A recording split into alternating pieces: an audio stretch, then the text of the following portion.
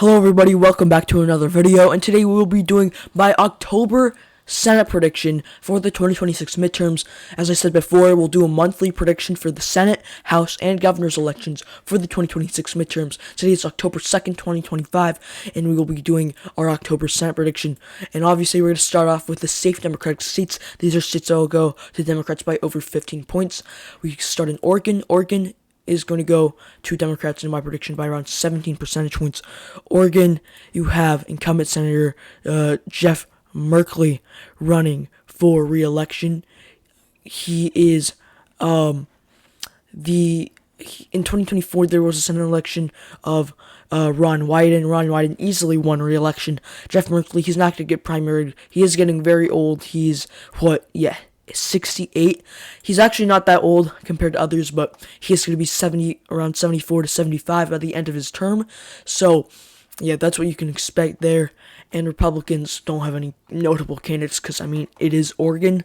So, Oregon's going to go safe Democrat. We're also going to go safe Democrat in the state of Delaware. Delaware, I believe it's Chris Coons up for re-election. Yeah, it's definitely Chris Coons. Chris Coons, he's also not that old. He's like 62. Yeah, so you can expect Democrats to renominate him. Like, you do have a lot of progressives talking about primarying a lot of these more establishment candidates, but I don't think that's going to happen in states like Delaware or states like Oregon. So Delaware is going to go by around 17 percentage points to the Democrats as well. We move to Rhode Island. Rhode Island, I believe this one's going to be Jack Reed. In the state of Rhode Island, you also had Senator Sheldon Whitehouse up for re-election in 2024. He won by, I think, around, it might have been a likely margin of 5 to 15 percentage points, but I believe it was very close to safe Democrat. I'm going to be putting it in safe Democrat as well. Jack Reed, he's facing one primary challenge, and that's not going to work out. Jack Reed is pretty old, 75. He will be over 80 by the end of his term.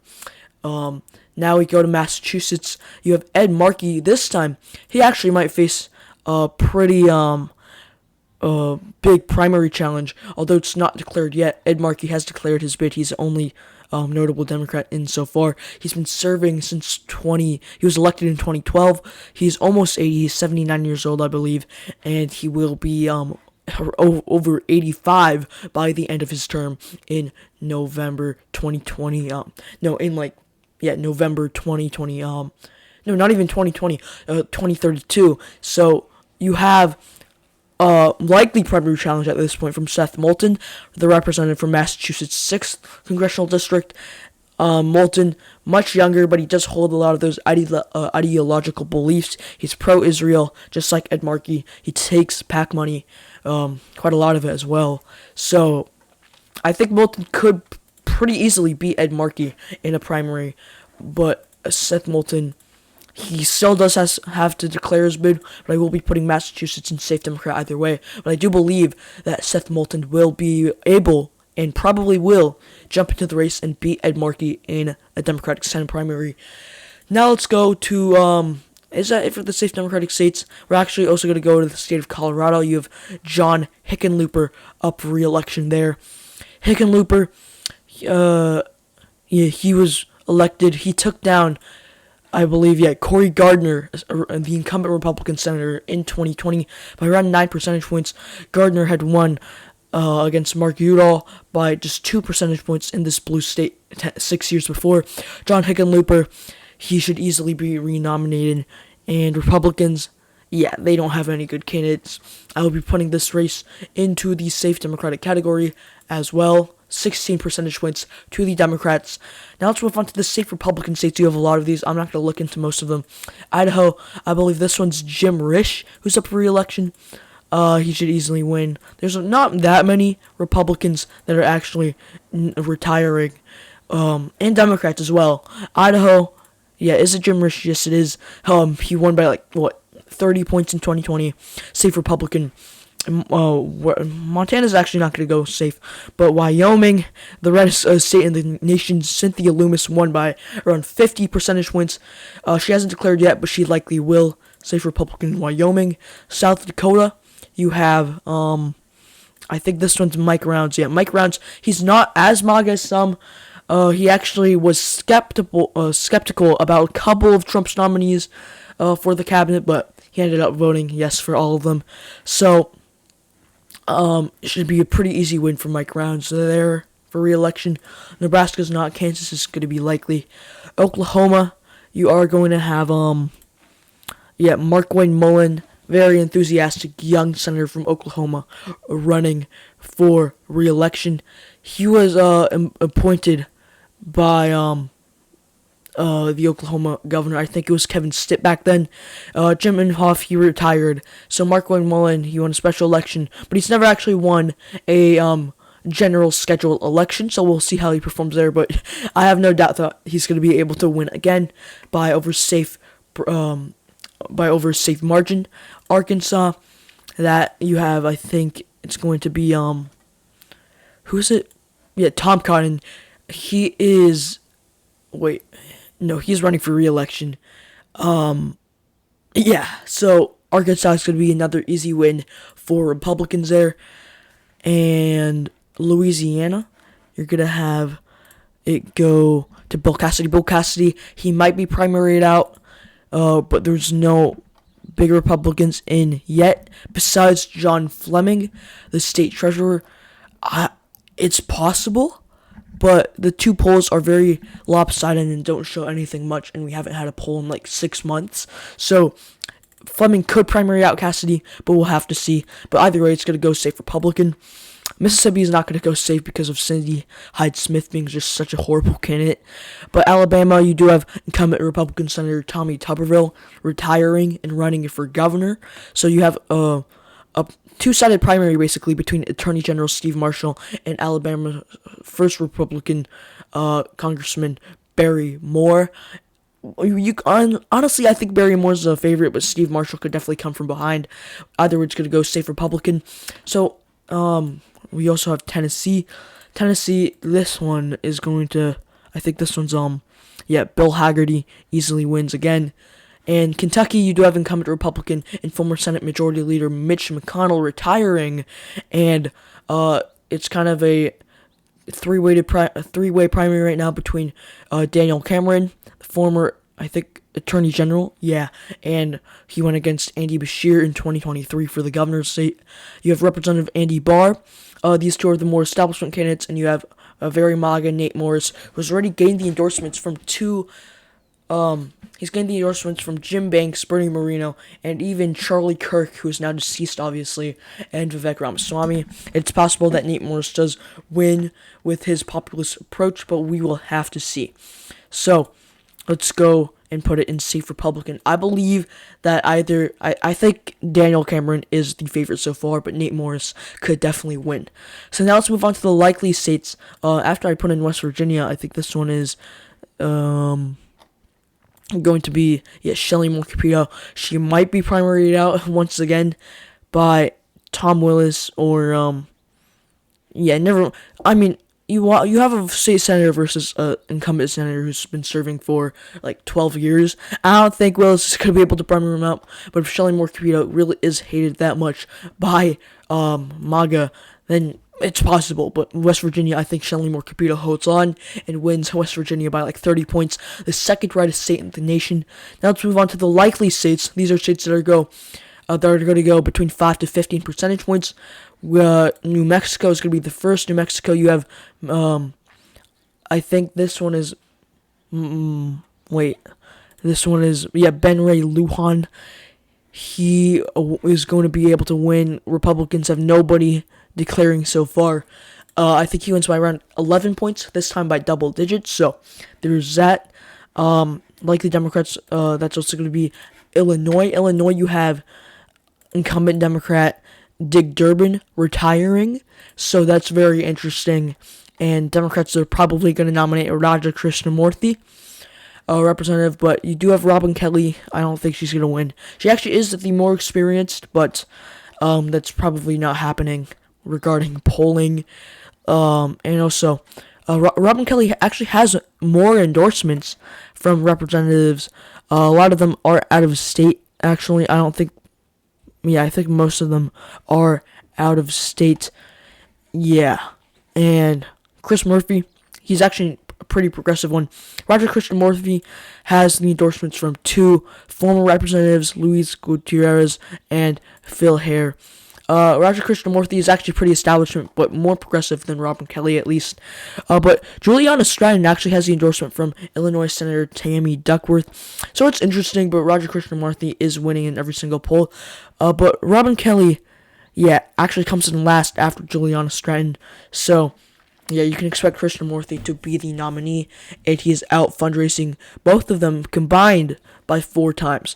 So, Krishnamurthy wins Illinois by around 9 percentage points. Now we go to New Jersey. New Jersey, you have Democratic Senator Cory Booker up for re-election. He's actually pretty strong in the state of New Jersey. He's not facing any primary challenges, I believe. And, well, at least no strong ones. New Jersey goes to Cory Booker by 8 percentage points. Now let's go to Minnesota. This one went lean Democrat on the presidential level in 2024. But Amy Klobuchar was able to win on the Senate level in 2024 by 15 percentage points. Minnesota is going to go to the Democrats by a likely margin this time around. Incumbent Democratic Senator Tina Smith is retiring. You have either Lieutenant Governor Penny Flanagan or Representative much more moderate than Flanagan, Angie Craig, being the nominee. I think it's going to be Flanagan. Look at this polling. But I would like some more polling. But Angie Craig actually is out fundraising Penny Flanagan. But we definitely need some more polling because the only poll is from a D-rated pollster, Public Policy Polling. But either way, Republicans are probably going to nominate Royce White, the same guy who lost to Klobuchar by 15 points and has some extremely controversial views about women and minority groups. Kind of like Mark Robinson, I guess, but from Minnesota. But I think Flanagan is still favored and will win Minnesota against Royce White by 12 percentage points. Now let's go to the state of Maine. Maine, obviously, you do have, Susan Collins, the Republican from a pretty deep blue state. She's not announced her bid yet, but Democrats, they do have a lot of people running. You have Graham Plattner. He's being looked at as the favorite, the progressive pick. He's very pro-Palestine, and he's one of those local people. He's an oyster farmer. Going to do very well in rural areas of Maine. But you do have possibly people like Ryan Fecteau joining in the race. But more likely, Jeanette Mills, the governor of Maine, who is term limited in 2026. If Mills jumps into the race, you could definitely see her possibly taking out, or maybe like a Mamdani versus Cuomo thing again in Maine. But for now, I do believe that Graham Plattner could actually beat Jeanette Mills. But either way, Democrats, honestly, this is not going to go likely Democrat. So, there's that. And Maine, for the primaries, I think it's interesting because Maine, it does use, you do have to get 50 percentage points or it does go into a runoff. I forgot if that's for primary. Yeah, it does do for primarying. So, honestly, I could see the primary go into a runoff if it's Plattner versus Mills. And if we see something like we saw during the ranked choice voting thing in New York City in 2025. So, that is going to be an interesting primary to watch. But I'll do the general election. It will be closer, so it's not going to go likely Democrat. But I will be putting New Hampshire into likely Democrat. You have another incumbent Democratic senator retiring here. This time, it is going to be Jeanne Shaheen. Jeanne Shaheen, she is retiring, and you have Democrat Chris Pappas from New Hampshire's first, probably being the nominee. Basically, every single other statewide politician in New Hampshire, including Jeanne Shaheen herself, has endorsed Chris Pappas. So Republicans, they are either going to nominate Scott Brown. He's the only candidate so far. Dan Innes, a state senator, he's running for re-election.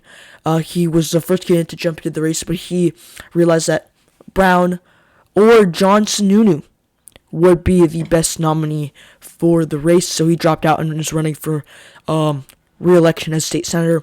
Scott Brown, he's a former senator from Massachusetts. He never actually won a Senate election, obviously, and he actually only lost his seat by 3 points. I don't know how much he underperformed I don't know how much he overperformed Mitt Romney by compared to 2012, but I think he's a worse candidate than John Sununu. John Sununu, former senator from the state, he served a term, and it would be very interesting if Sununu hopped into this race. Sununu would beat Scott Brown in primary polling, so for the general election, Chris Pappas is beating Scott Brown in basically every single poll by double digits. But if it's Pappas versus Sununu, you could definitely see Sununu winning. But this is Chris Sununu. That is going to be John's brother. But compared to John, Chris Pappas just still beat him by 6.32 percentage points. Much closer than versus Scott Brown, but that is not good. And his brother, Chris Sununu, as well as popular New Hampshire Governor, Republican Kelly Ayotte, are both not running. Honestly, I would like to see Chris Sununu run, but that's not happening. But John Sununu, that's what Republicans can have, and it could make New Hampshire closer, but I do have it going likely Democrat. I think it's going to be Sununu versus Pappas. Pappas wins by 6 percentage points. Now let's go to the likely Republican states. We start off in Montana. Montana, it's not like you have John Tester running, but you are going to have not so popular Senator Steve Daines running for re-election. He only won by 10 percentage points in 2020. I think it's going to be plus 9 here. So that's Montana. Nothing special, but it is going to be likely Republican. Kansas is going to go likely Republican. The Democratic senator, the Democratic governor of the state, Laura Kelly, who is term limited, will not be running, so you have nobody good here. Sheriff Davids, representative from the only blue district in Kansas, could possibly run, but I think she runs for re-election. Also, Kansas might redistrict, so she kind of has to run, or run for governor. We'll see. But Roger Marshall is going to run for Senate, likely. He hasn't announced yet, but he likely will. Roger Marshall will win, in my prediction, by 12 points here. Let's go to Mississippi. Mississippi is usually not this close, but in 2022, in 2020, Mississippi's Cindy Hyde-Smith only won to a very unknown Democratic candidate, Mike Espy, by 10 percentage points. I think she wins by 12 now, this time around. But still, come on, Mississippi winning by 10. That's going to go like the Republican. Let's go to South Carolina now. South Carolina, you have Lindsey Graham running for re-election. He could have faced a primary challenge, but he doesn't have that strong of a primary challenge. Looking at it right now, you have nobody good, and Lindsey Graham will likely be renominated. We did have Ralph Norman running for a bit, but now he is running for governor. He could have ran, but yeah, it's not happening. And Democrats, they have no good candidates, so yeah, South Carolina goes to Lindsey Graham by 13 percentage points in this prediction. Now let's go to Florida. Florida, you have Republican Senator Ashley Moody running for re-election. She was appointed to fill Marco Rubio's seat. This is a special election along with Ohio. Ashley Moody, she actually overperforms Ron DeSantis in most of their elections back in 2022. So she's actually a pretty big electoral juggernaut in the state of Florida. You can expect her to be able to win this seat by around 13 percentage points, likely Republican still, but that is going to go Florida, likely Republican. Now let's go to Iowa. Iowa, you have Democrats. You have actually a plethora of Democratic candidates, and Republican Senator Joni Ernst is not running for re-election. So you have Ashley Hinson being really the only main candidate here. Pretty popular, not from a swing district, very safe district. Iowa's second. You have Zach Nunn. He's from a likely or lane district. He's running for re-election. He's very Republicans are scared that he could lose this district if he runs for governor, so he's not. You have Brenna Bird, the Attorney General, running for re-election as well, and Ashley Hinson will likely easily win the nomination. But Democrats, you have Zach Walz, Josh Turek, Nathan Sage, Jackie Norris, and Bob Kress all running. I think it's going to be between Turek, Walz, and Sage. It could honestly be any one of them, but either way, I think Hinson wins by around 8 percentage points here. So that is going to be it for Iowa. Let's go to Texas now. Likely Republican as well. You have incumbent Republican Senator John Cornyn facing an extremely challenging primary bid between him and Attorney General of Texas Ken Paxton. It's interesting because at the start, Ken Paxton was winning basically every single poll by over 10 percentage points. Now Cornyn is starting to catch up, tied, +6 for Cornyn, plus only -3 for Cornyn, -5 for Cornyn.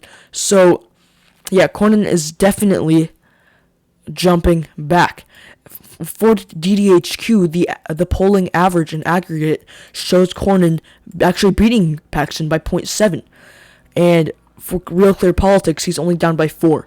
So Cornyn is actually definitely coming back, and honestly, I think he could win the primary. But Democrats, they have another very interesting choice. You have more establishment Colin Allred, former representative and nominee against Ted Cruz for U.S. Senate in 2024. He lost, versus James Tallarico, a very now outstanding state representative. He focuses on a lot of Christian values, but is also very progressive. He supports a woman's right to choose, and supports gun control. So it's interesting. I think Tallarico is a very good candidate, and there's also a couple more very interesting and outstanding Texas Democrats that could jump in. But I think Beto O'Rourke is going to run for governor instead. Jasmine Crockett is going to run for re-election in the House. Same with Joaquin Castro. Honestly, Joaquin Castro could jump in as governor, but we will see. So I think it's going to be Tallarico, honestly. Democrats, they're going to nominate Tallarico. He's already starting very good in polling, only down against Allred by 8 percentage points. So, yeah, we could definitely see Tallarico versus, honestly, I think Cornyn's going to continue to come back, because the only reason he came back was after Ken Paxton's adultery scandal. So I think it's going to be Cornyn versus Tallarico at this point, and Cornyn wins by 6 percentage points. Because, I mean, come on, it is still Texas, and Trump won the state by 13 points. Now we're going to go to Ohio, where we have John Husted running for re-election. John Husted, he won, he was the lieutenant governor of the state of Ohio until he was appointed to this seat left open by now Vice President J.D. Vance. John Husted, he's kind of establishment, not as MAGA as other Ohio Republicans like Vivek Ramaswamy, but Democrats, they're likely going to nominate former Ohio Senator Sherrod Brown. He is obviously the best pick, and Husted is still beating Brown by a couple percentage points, 3 in this poll, 6 in this poll, 6 in this poll. So that is why I'm still putting this in 6 percentage points for Republicans right now. But I believe Husted could continue to lose ground and possibly lose to Sherrod Brown, but we will see. Now, I know why is there so many likely Republican states. We're also going to go to Nebraska. Nebraska, you have incumbent Republican Senator Pete Ricketts running for re-election. Independent Dan Osborne, who also ran for U.S. Senate against Deb Fischer as an independent as well back in 2024, only lost by 7 points, while Pete Ricketts won in 2024 by 25? So Democrats are also not running anybody, and they're endorsing Osborne. So they're trying to run the Osborne thing again. Pete Ricketts, he is better than Deb Fischer in many ways, so that is why I'm having him win by 9 percentage points against Deb Fischer, but it is more of a left-wing year compared to 2024's environment, so I feel like Osborne does have a chance to prove himself, but I believe Ricketts is still the favorite.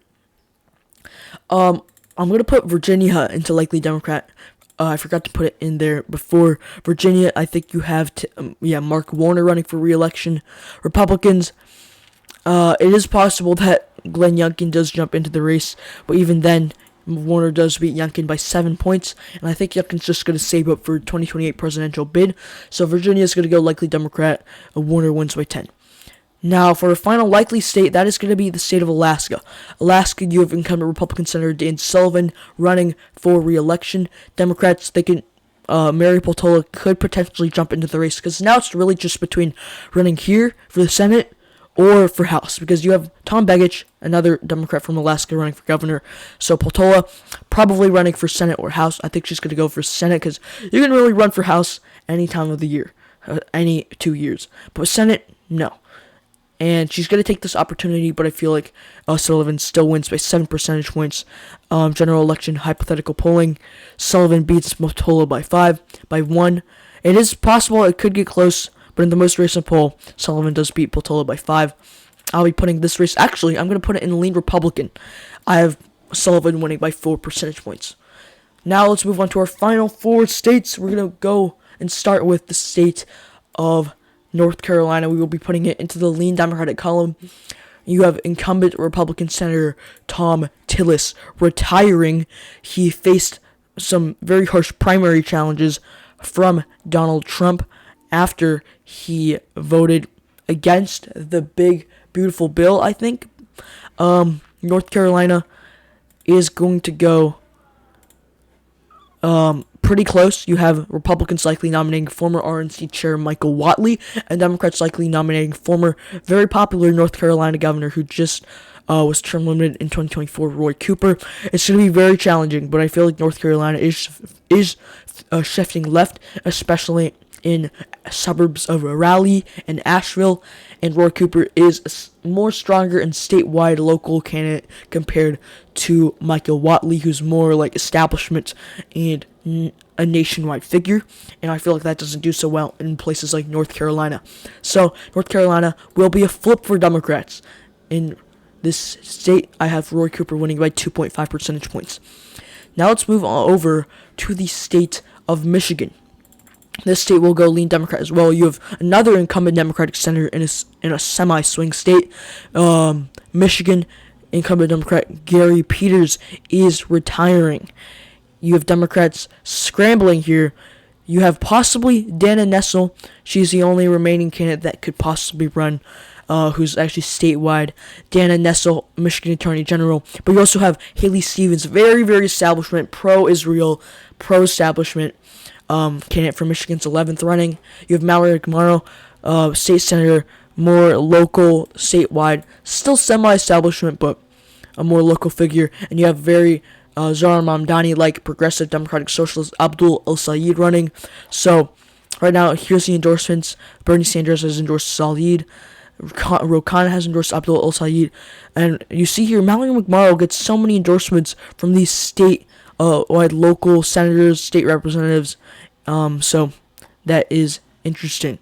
Also, oh my god, Robert Reich, he's like this very anti-Trump guy on social media and was also Secretary of Labor under Clinton, but he also endorses McMorrow, I guess. James Blanchard, former governor of Michigan, and very, very establishment Nancy Pelosi, as well as Louis Frankel and Hillary Schulten endorse Haley Stevens.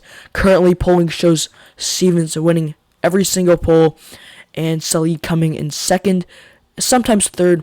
It's kind of a fight for second place for now between McMorrow and El-Sayed, but Haley Stevens could lose more.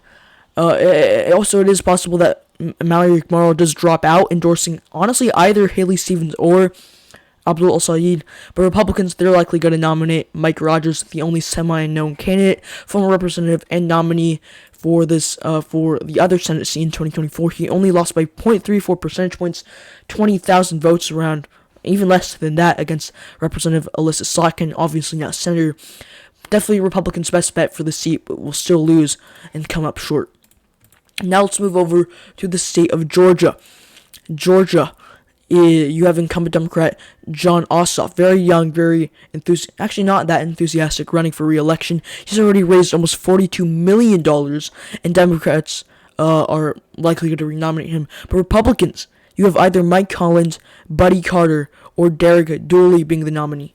Mike Collins and Buddy Carter, obviously representatives. Derek Dooley, former football coach, and he's been endorsed by incumbent Republican governor who is term limited of the state of Georgia, Brian Kemp. Brian Kemp also kind of forced John King to drop out of the race so he can endorse Derek Dooley. John King is running for re-election.